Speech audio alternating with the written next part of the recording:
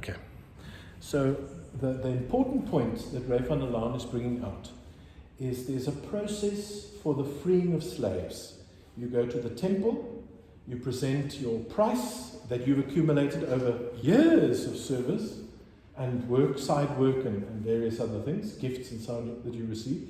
You give it to the temple priest, and the priest buys you back from your owner, and you are free, but you're not really free, because now you belong to Apollo, you belong to the god. And if you're anything like that young slave girl, it might even involve a possession, a spiritual possession of a kind.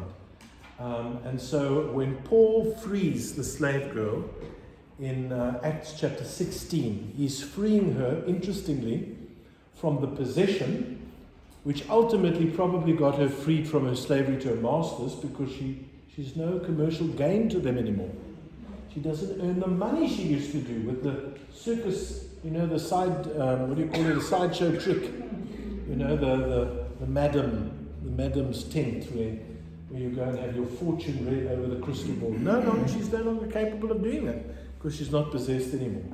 But as I said, a slave going to the temple of Apollo is out of the frying pan into the fire, because you don't have an earthly master, but now you're mastered by the god, the pagan god. Okay?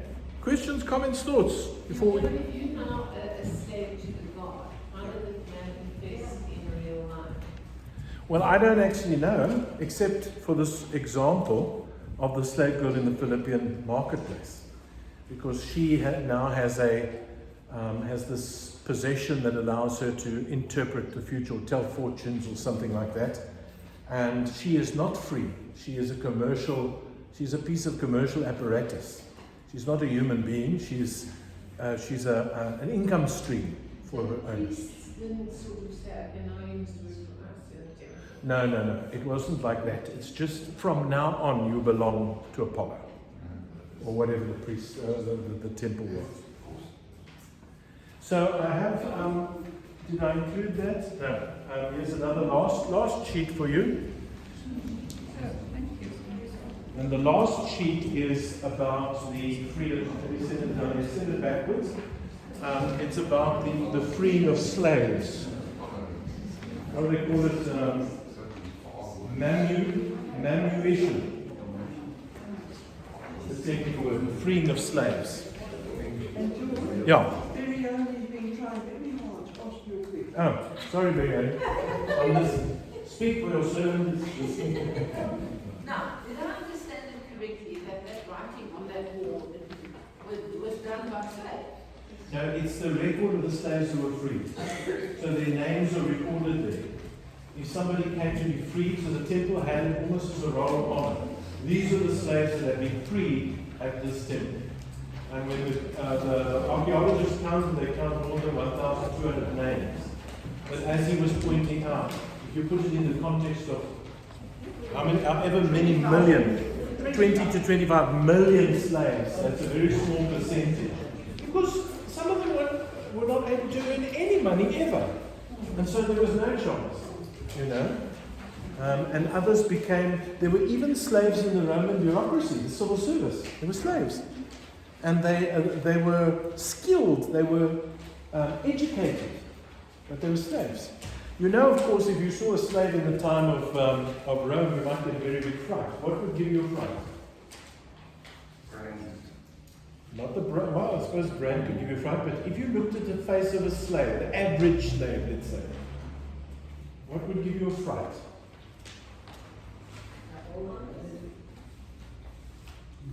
The blonde hair and the fair skin. Because most of the slaves were Germanic. When I say Germans, I mean Austro-German. All those above the Danube, okay? They were wolves. Prisoners of war mostly, yes. But the slaves, they took the barbarians. And why were they called barbarians? Because when the Greeks and the Romans listened to them, they just ba, ba, ba, ba, ba, ba. All this German and Dutch and whatever other languages they used to speak just sounded like ba, ba, ba, ba. It wasn't refined like Latin and Greek. I want to tell you something about the Germans. Well, they were the slaves, because they were the ones. Look, I mean, there were African slaves to be sure, but a small minority compared to the Persians and the Vikings and the Germanic tribes, the Huns and the Visigoths and all those people who lived beyond the northern borders. They were they were very troublesome. I mean, they were warring people, they militarized people. But those guys were mainly the slaves. Of course, you also had Persians, because that was the Eastern Front, and then some from North Africa, because all the way around from Egypt to Morocco, that little strip on the seacoast was Rome. It was conquered. And they had big plantations there. It was the bread basket of Rome. To ship all the grain and the lush above the Sahara, that section. It was shipped over to feed the people. Wouldn't have survived without it. It wasn't only civilians either. They were akin to slavery in the Roman military. Sure. Which partially led to Rome's downfall, because those barbarians became part of their society. They did. And they let their friends in. When their friends wanted to come and rope and pillage, they let them in because they spoke the same language. Anyway, that's a story for another day. They have slave uprisings in those days. They did. There was, particularly in North Africa, there were one or two significant ones. And of course, the skirmishes that happened against the northern border, that was partially uprisings too. Okay, let me finish for today. So, can you see that it's not only the kingdom of Rome that comes into conflict with the kingdom of Christ? The kingdom of Jesus, which is the one preached by Paul and his companions, is coming into conflict with the Roman Empire, but also with the kingdom of darkness. Okay? The pagan religion, the mystery cults, the funny things that used to happen in backwaters, the morality of the Roman Empire, that's the kingdom of darkness to which it comes into contact. So we've looked at Paul, we've looked at the city of Philippi, we've looked at the kingdom of Rome and Caesar, we've looked at the believers last week, and today we've looked at this character of the slave girl as she reveals to us the second kingdom to which it comes into contact with. It's a kingdom clash. Now next week what we're going to do is we're going to look a little more carefully at the second major story that's told in Acts 16, which is the story of the jailbreak. What does Charles Wesley sing? My chains fell off, my heart was free. That's what we're going to talk about next week. The jailer, and why he was so nervous when Paul and his companions were standing there, no chains on, but they didn't move. Why was he so nervous?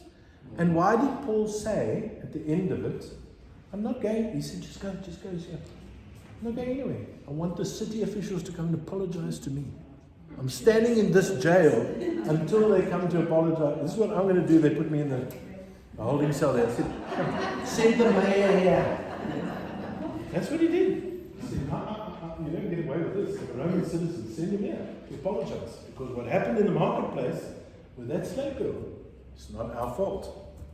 So that's what we're going to have a look at next week, and we're going to see how that further reveals the clash of kingdoms. Okay?